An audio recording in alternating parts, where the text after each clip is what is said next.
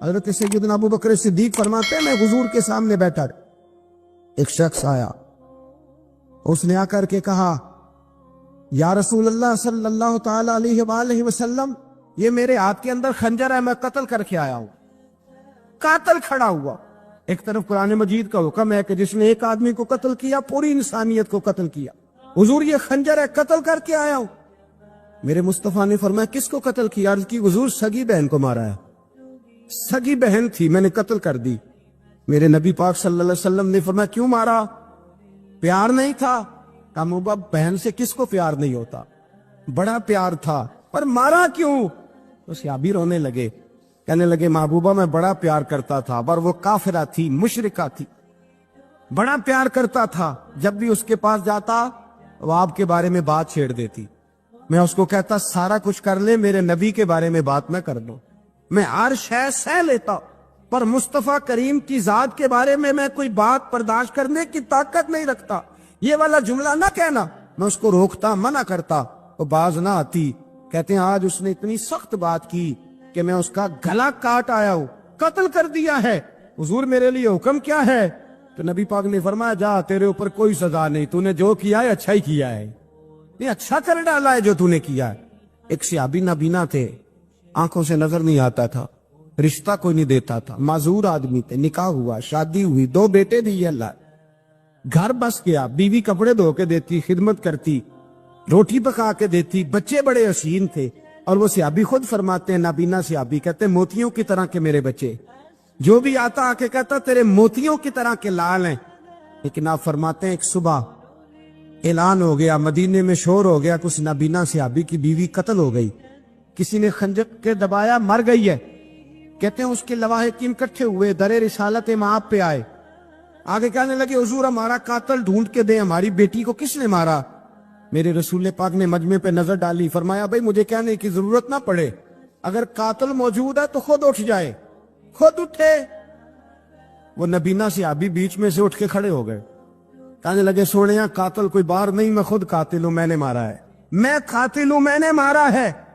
مصطفیٰ کریم سید عالم صلی اللہ علیہ وسلم نے فرمایا تجھے تو اس کی بڑی ضرورت تھی، بڑی حاجت تھی، تیری بیوی تھی، تیرا گھر سنبھالتی تھی، تیرے بچے تھے۔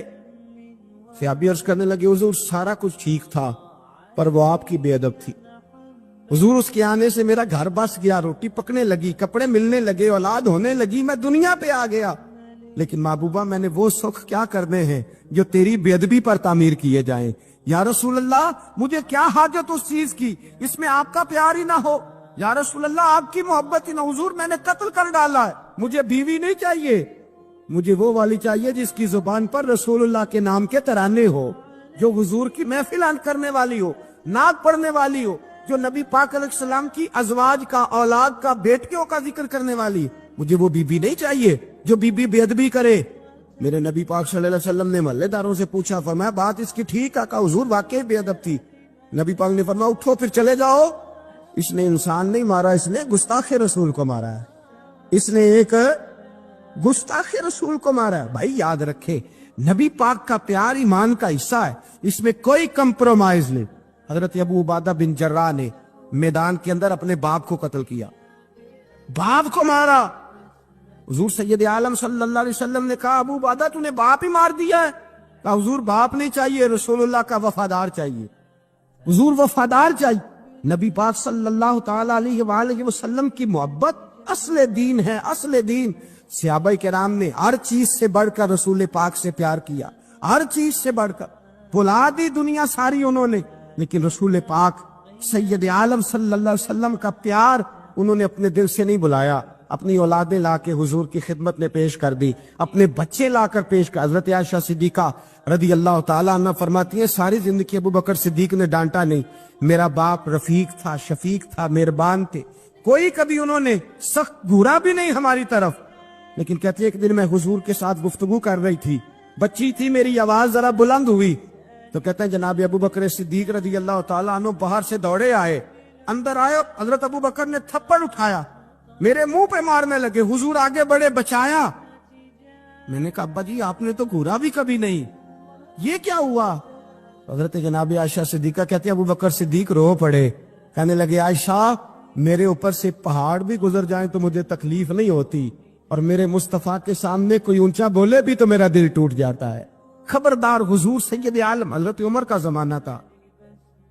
کچھ لوگ آئے کہیں اور کے رہنے والے، مسجد نبی میں اونچی آواز میں بولنے لگے، اونچی آواز میں باتیں کرنے لگے۔ حضرت عمر نے بلایا، فرمایا ادھر آؤ، کون ہو، کہاں سے آئے ہو؟ کہنے لگے کوئی شام کا ہے، کوئی کسی ملک کا ہے۔ آپ فرمانے لگے تمہیں پتہ نہیں یہ روضہ رسول ہے؟ تمہیں پتہ نہیں یہ حضور کی مسجد ہے؟ لا ترفعوا اصواتکم فوق صوت النبی، تمہیں خبر نہیں تم کہاں آئے ہو؟ فرمایا اگر تم مدینے کے رہنے والے ہوتے میں تمہیں دروں سے مارتا، تمہیں سزا دیتا۔ تمہیں ادب رسول کا نہیں پتا؟ تمہیں رسول اللہ صلی اللہ علیہ وسلم کے طریقے کا نہیں پتا؟ نبی پاک صلی اللہ علیہ وسلم کے وجود سے خون نکلا۔ حضور نے حضرت عبداللہ بن زبیر سے کہا ٹھکانے لگا دو، جاؤ ٹھکانے لگا دو، ایسی جگہ لگاؤ جہاں کسی کی نظر نہ پڑے۔ خون بہتا ہوا خون حرام ہے، قرآن پاک نے بیان کیا ہے۔ کہا ٹھکانے لگا دو۔ حضرت عبداللہ بن زبیر باہر نکلے اور حضور کا جو خون تھا وہ پی گئے۔ حضور نے کہا تھا پی لینا، کیا کہا تھا؟ ٹھکانے لگا دو، پی گئے۔ واپس آئے تو مصطفیٰ نے فرمایا کہاں ٹھکانے لگایا؟ کہا یا رسول اللہ ایسی جگہ جہاں کسی کی نظر نہیں پڑے گی، ایسی جگہ جہاں کسی کی نظر نہیں پڑے گی۔ حضور نے فرمایا پی گئے ہو؟ کہا حضور پی گیا ہوں۔ فرمایا جاؤ، نبی کا وعدہ ہے تمہارے وجود کو جہنم کی آگ چھوئے گی بھی نہیں۔ ہم وہ والا پیار کرتے ہیں جو حضور نے کہا ہے۔ حضرت ام ایمن نبی پاک کی دائی تھی، حضور کی رضائی والدہ تھی۔ سرکار کی طبیعت مبارک علیل ہوئی تو حضور نے نا، ویسے نبی پاک جب پخانہ کرتے تھے نا تو حضرت عائشہ صدیقہ فرماتی ہیں حضور کے پخانے سے کستوری سے بھی زیادہ خوشبو آیا کرتی۔ اور آپ حضرت انس بن مالک فرماتے ہیں حضور کھیتوں میں پخانے کے لیے جاتے میں ساتھ جاتا، جہاں نبی پاک صلی اللہ علیہ وسلم پخانہ کرتے میں وہاں جا کے دیکھتا تو کوئی شے نہ ہوتی۔ میں کہتا حضور کہاں گیا؟ اللہ کے رسول فرماتے جب میں پخانہ کرتا ہوں تو زمین کھل جاتی ہے، میرا پخانہ اندر سمو لیتی ہے۔ حضور کے پخانے اور پیشاب سے کستوری کی خوشبو آتی تھی، کستوری کی خوشبو آتی تھی۔ حضرت ام ایمن رضی اللہ تعالی عنہ کہتی ہیں حضور نے پیشاب کیا، طبیعت مبارک علیل تھی تو لکڑی کے ایک برتن میں حضور نے پیشاب کیا اور کہا اماں جی اس کو باہر رکھا ہے، کہیں باہر ٹھکانے لگائیں۔ حضرت ام ایمن کہتی ہے میں نے اسے ہاتھ لگایا تو میرے وجود سے بھی خوشبو آنے لگی، میرا جسم مہکنے لگا۔ حضرت ام ایمن کہتی ہے میں باہر جا کے نکال کے دکھاؤ کسی حدیث سے کہ رسول پاک نے فرمایا ہو میرا پخانہ پی جانا۔ حضرت ام ایمن باہر گئیں، نبی پاک کا پیشاب مبارک پی گئیں، واپس آئیں تو حضور نے فرمایا اماں کہاں رکھا ہے؟ کہنے لگی محبوبہ وہاں رکھا ہے، کسی کی نظر نہیں پڑے گی۔ حضور نے فرمایا پی گئی ہو؟ کہا حضور پی گئی ہوں۔ فرمایا جاؤ میرا وعدہ ہے قیامت تک تمہیں پیٹ کی بیماری کوئی نہیں لگے گی، جب تک زندہ رہو گی پیٹ کی بیماری۔ حضور نے کہا تھا کہ پی جاؤ نا۔ بھائی یاد رکھے رسول اللہ صلی اللہ علیہ وسلم کے صحابہ جو حضور کی تعظیم کرتے ہیں تو اس کا حکم نہیں دیا نبی پاک، لیکن وہ جانتے جب تعظیم کی باری آئے تو جو بھی کام تعظیم کا ہوگا، جو کام بھی عزت کا ہوگا وہ عزت دی جائے گی۔ ایک صحابی حضور علیہ السلام کی گھوڑے کو کجاوا بالا کرتے تھے، کاٹھی ڈالتے تھے۔ حضور نے کہیں نہیں کہا کہ وضو کر کے ڈالنا، غسل کر کے ڈالنا، کہیں نہیں کہا۔ رسول پاک صلی اللہ علیہ وسلم رات کو کہہ دیتے کہ صبح جانا ہے تو گھوڑا تیار کر دینا، اونٹ تیار کر دینا۔ ایک دن اللہ کے محبوب سویرے اٹھے، گھوڑا تیار تھا، حضور بیٹھے تشریف لے گئے۔ جب تشریف لے گئے نبی پاک صلی اللہ علیہ وسلم تو حضور واپس آئے تو بلایا، ان سے صحابی کا نام تھا حضرت اسلح بن شریک، ان کو بلا کے حضور نے فرمایا یار آج کجاوا تو نے نہیں باندھا۔ وہ رونے لگے، کہنے لگے محبوبہ اس کا مطلب ہے میرا باندھنا آپ کو پسند آتا ہے، اس کا مطلب ہے میری خدمت قبول ہے۔ فرمایا تو نے نہیں باندھا؟ یا رسول اللہ نہیں۔ فرمایا کیوں نہیں باندھا؟ کیا جواب ہے، کیا حسن ہے۔ کہنے لگے یا رسول اللہ میں صبح اٹھا تو میرے اوپر غسل فرض تھا، اگر میں بغیر غسل کے ہاتھ لگاتا حضور کو نہیں نبی پاک کے گھوڑے کے کجاوے کو، کہا حضور گھوڑے کے کجاوے کو بغیر غسل کے ہاتھ لگاتا تو بے ادبی تھی، اور اگر غسل کرتا تو حکم ماننے میں دیر ہوتی تھی، یہ بھی بے ادبی تھی، لہذا کسی اور کی ڈیوٹی لگائی۔ صحابہ نے حضور کی وہ تعظیم کی جس کا حضور نے حکم نہیں دیا تھا نبی پاک نے کہ یہ والی تعظیم کرو۔ ایک دن حضرت عمر فاروق جناب ابو بکر صدیق سے ملنے آئے، کہنے لگے ابو بکر ایک کام سے آیا ہوں۔ کہا عمر کہو۔ امیر المومنین کے پاس آئے جناب عمر، ایک کام سے آیا ہوں۔ کہیے۔ کہنے لگے ایک شے کی ضرورت ہے، مانگوں گا تو آپ دے دیں گے؟ جناب عمر فاروق رضی اللہ تعالیٰ عنہ کہنے لگے میرے بس میں ہوئی تو ضرور دے دوں گا، تو میرا بھائی ہے بات تو کر۔ تو حضرت عمر نے پتا کیا مانگا، کہنے لگے ابو بکر وہ جو غار ثور میں تم 3 دن حضور کے ساتھ رہے ہو نا، میں 3 راتیں نہیں مانگتا، ان میں سے مجھے 1 رات دے دو۔ اور کیا لفظ ہیں، کیا حسن ہے، کہنے لگے عمر کی زندگی کی ساری نیکیاں لے لو، 3 راتوں میں سے 1 رات مجھے دے دو، 1 رات مجھے دے دو۔ حضرت ابو بکر صدیق رضی اللہ تعالیٰ عنہ رو پڑے، کہنے لگے میں نے کہا تھا جو بس میں ہوگا دوں گا، یہ تو میرے مصطفیٰ کی محبت ہے، یہ کسی کو دینا میرے بس کی بات ہے، یہ حضور کا پیار ہے جو میں نے سنبھال کے رکھا ہوا ہے، سنبھال کے پھر کے گلی گلی تباہ، ٹھوکرے سب کی کھائے کیوں، دل کو جو عقل دے خدا تو تیری گلی سے جائے کیوں، جان ہے عشق مصطفیٰ روز فضو کرے خدا، ارے جس کو ہو درد کا مزہ وہ ناز دوا اٹھائے کیوں، اب تو نہ روک ہے غنی عادت سگ بگڑ گئی، پہلے ہی دن میرے کریم لقمہ تر کھلائے کیوں۔ حضرت بلال کہتے ہیں میں اذان پڑھ رہا تھا، ابو بکر سن رہے تھے، انہوں نے چوم کے آنکھوں سے لگایا، بعد میں کہ ملا علی قاری نے لکھا ہے، بعد میں کسی صحابی نے کہا محبوبہ ابو بکر نے انگوٹھے چوم کے آنکھوں سے لگائے ہیں، اور انہوں نے چوم کے کہا قرۃ عینی بک یا رسول اللہ، حضور آپ میری آنکھوں کی ٹھنڈک ہیں۔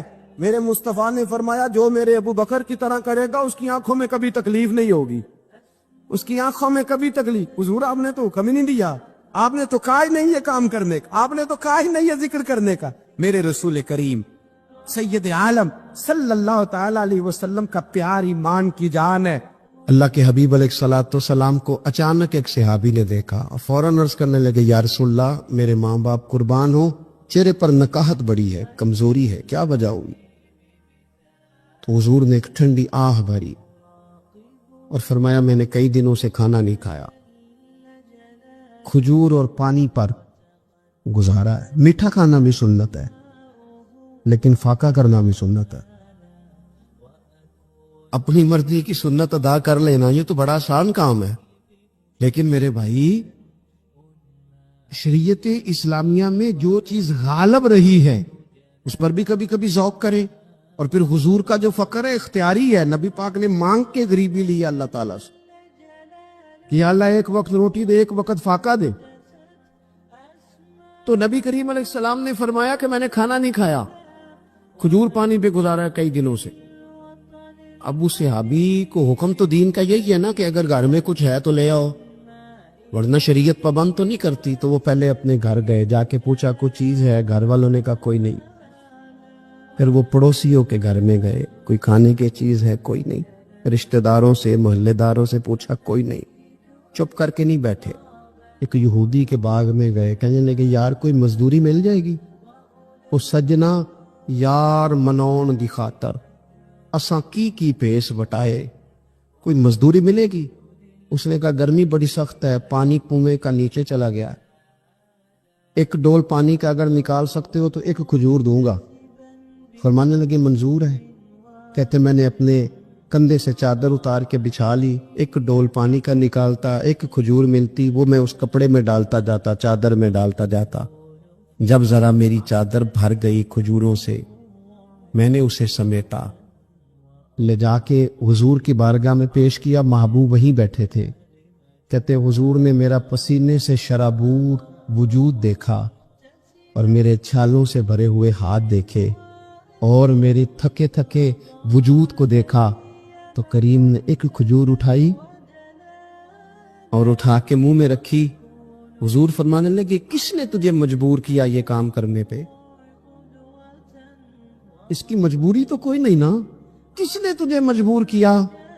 تو کہتے ہیں 2 آنسو میرے بھی چھلک پڑے۔ میں نے عرض کی حضور ہمیں کوئی مجبور کر سکتا ہے؟ ہمیں آپ کی محبت نہیں مجبور کیا۔ حضور یہ محبت ہے جس نے مجبور کیا۔ یا رسول اللہ کائنات کی ہر چیز سے بڑھ کر آپ سے پیار ہے۔ یہ غریب آدمی، سادے لوگ ہیں، یہ بہت مہنگے تحائف لانے کی ظاہری پوزیشن میں نہیں ہیں، لیکن دیکھو نا اظہار محبت کے معاملے میں کتنا بڑا دل رکھتے ہیں۔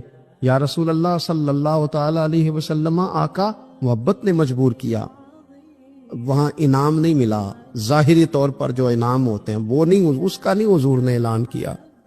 حضور فرمانے لگے سن پھر، اگر تو مجھ سے محبت کرتا ہے تو فقر و فاقے کی تیاری کر، مصیبت کے لیے